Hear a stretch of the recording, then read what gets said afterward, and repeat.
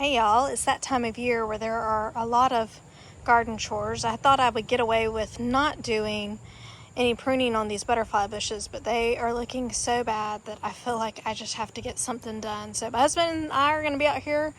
We're waiting until the late evening to try to get any work done with the heat index being in the triple digits this week. It is so hot and it's hard to get anything accomplished, but we're trying to get a little bit done and we wanted to take y'all along, let you see what we're doing. We're gonna, like I said, prune these butterfly bushes and hope that that makes them look a little bit better. We're gonna take out these very sad looking, this is the saffron finch supertunia, and though we have tried everything to kind of help it through this heat, it just does not like it to be this hot and humid. So we're gonna take all of these out along this border.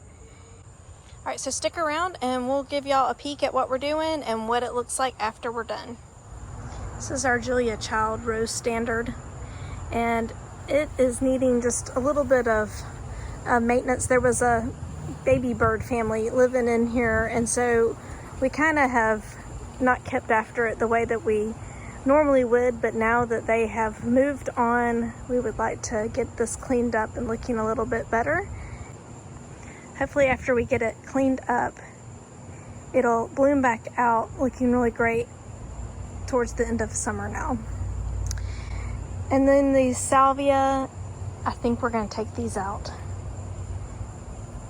Like I said, they really weren't supposed to be here, and they got way bigger than I thought they would because they like the sun that they're in this year as opposed to last year. And they've kind of taken over, and I've tried to show y'all. Look, there's a Russian sage that is trapped back there behind it and isn't getting any growth because it's not getting enough sun thanks to these salvias. So I think we may be taking those out too today. All right, so this is the first day. It hasn't been in the triple digits in weeks, and we actually got rain last night for the first time. So anyways, I say all that to tell y'all that one day project that we were doing ended up taking forever, and I'm still working on it because me and my husband, we could only get like one, maybe two butterfly bushes pruned at a time because it was just so hot you couldn't handle it. And so I'm out here this morning. I'm going to try to finish up this set of 3 here. All right, while I'm over here pruning, I wanted to talk to y'all about this plant. So we have, let's see, 3, 6, 9 dwarf butterfly bushes in our yard, and every year it seems like something gets one of them. I thought they were really tough, hardy plants, and I believe they are.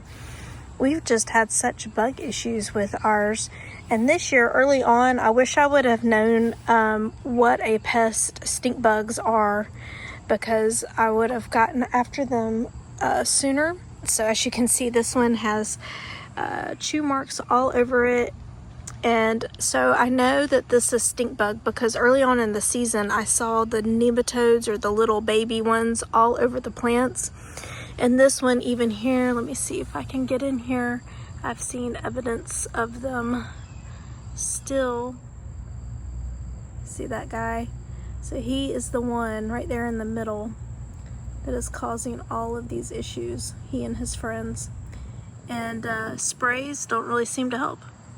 So the best way to get them is kind of like Japanese beetles, like you either have to squish them with your hands or put them in some soapy water. So the inside of the plant here is non-existent.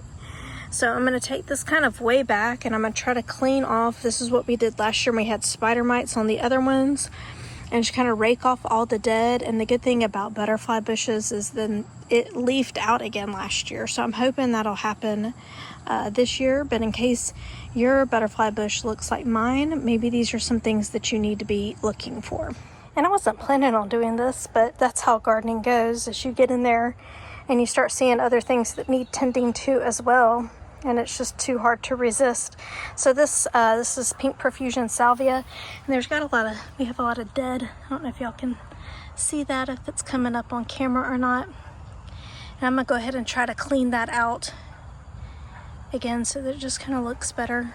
This is most of these plants are either 1 or 2 years old, so they're small and just getting started, and we want them doing the best they can. And while the weather is cooperating, I've got to take advantage of that, right? So you can see this right here. See how that's all dead for whatever reason, wet, smells, whatever. We're going to take that all the way back, because underneath here you see all this new growth. But if you really get in here, see, there's the culprit, the snails. So I'm having to kind of pick them one by one. So I'll take this out right here. See, it's so rotted. Bingo. I knew I would eventually really find them.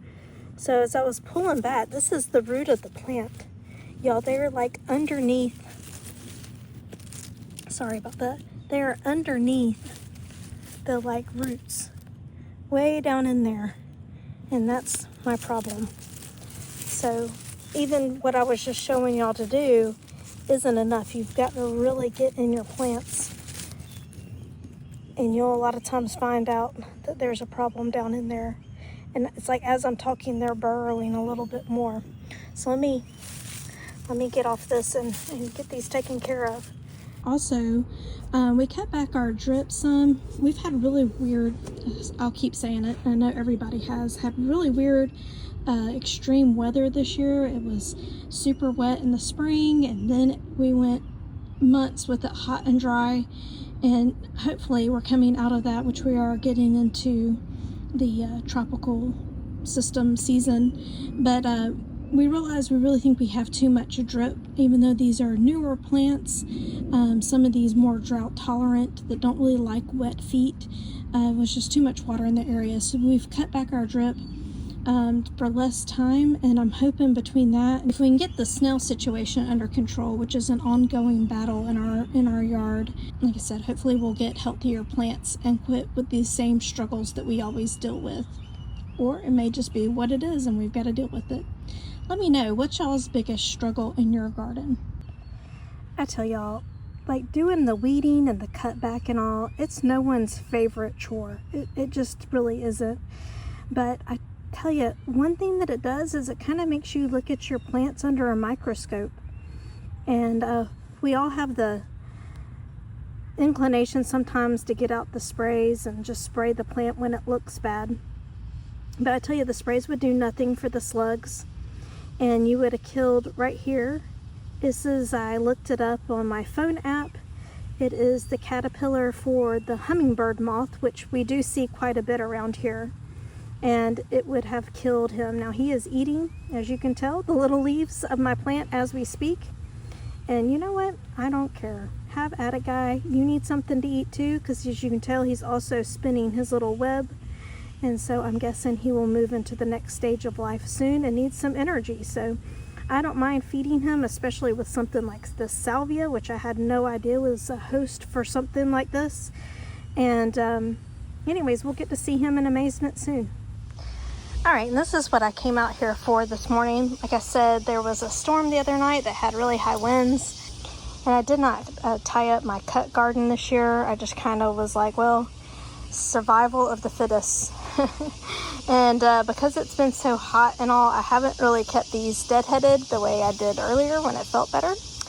And like I said, it's late summer in the south, so that means it has had a black spot. So I'm going to pull this one out right here that's leaning all into these plants. As you can see though, a lot of these flowers need to be deadheaded, and then I am going to pull probably some of them out that are starting to look really rough with powdery mildew. I don't even know what's going on with the celosia back there because the zinnias have so taken over. I haven't walked back there. So anyway, so I'm going to take care of some of these chores, and that's probably going to be it for today because already it is hot in here. All right, so now I'm just going to take y'all around and let y'all see everything that we've got done. It's taken us so much longer to get these garden chores done, and so this video may be a little longer than we wanted it to be. So hopefully you don't mind, but we just wanted you to see. So we deadheaded all the butterfly bushes. You can see that the saffron finch border is no longer here, the petunias. So I'm kind of missing that little pop of color over here, but thankfully the phlox behind it and the gomphrena are really doing its thing. I never did mention we cleaned up this pot back here. We planted it really early in March. It had Angelonia and Coleus in it, and the Coleus was looking really tired. And actually so was the Angelonia. I think it just needed a cut back. We moved it to the front yard, but we popped in here in the back is Mona Lavender. If y'all have ever heard me talk about it, I absolutely love it. And I think it's going to be a great addition. It will do its full bloom in the fall. So I don't know about y'all, but I am excited about fall this year. And here we have those other butterfly bushes that we pruned back.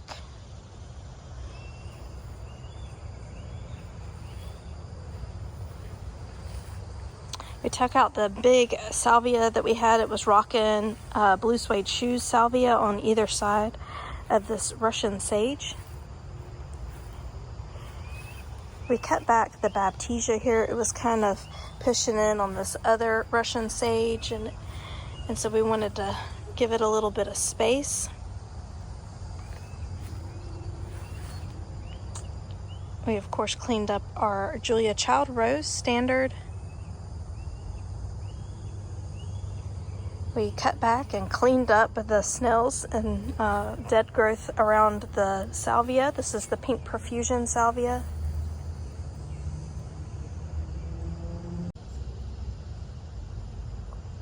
And back behind there, we cleaned up and cut back the white Gaura. As you can see, they're just little clumps now. They had... We ended up, I don't know if you remember from the when to prune, not to prune, the Chelsea Chop video, we had cleaned up just kind of around the edges to try to size control it some. But the top of it with the stems and all was laying over on the podocarpus. And so we just decided to just give it a really hard cut back. And there's another one back there. You can see that. There we go. Anyway, so it looks a lot different back there. It's a lot cleaner over here and not so weedy looking. And hopefully some of these perennials, like we have the peach sky yarrow and the penstemon all trying to come in. And then this little, like I said, this little Russian sage, it'll have some room to do that. We have a milkweed back there.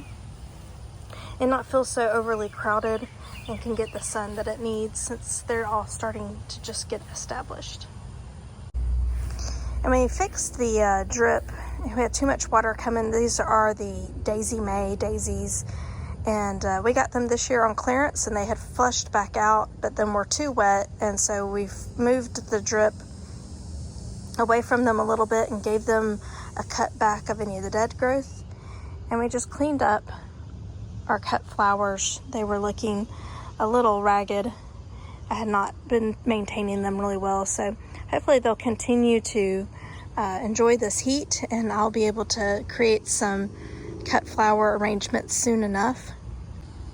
So we pulled up the Oxford Blue Scabiosa that was here. It was done for the season. It's an annual Scabiosa. And I typically do the 2 in full bloom videos a month, but there really is not as much coming into bloom, and so I'm just going to give y'all a little sneak peek. I may focus on these and give you the details of them a little bit later. But y'all, the Pye Weed, every year I forget like how pretty it is when it's in bloom, and so it is coming to bloom back there, and I am loving it. All right, the other thing that's kind of in bloom and it doesn't do very well back here, it needs some more sun. This is the Vanilla Spice Clethra, and anyways, I don't mind it back here because I've heard that it can colonize some, and we've already got that going on with the Scentlandia. But I think with it being in the shade and probably not getting quite as much moisture as it would like, it isn't really, it finally has taken on some height this year. It's still very small, but it's put out a few blooms, nothing impressive. But I just wanted to share that with y'all.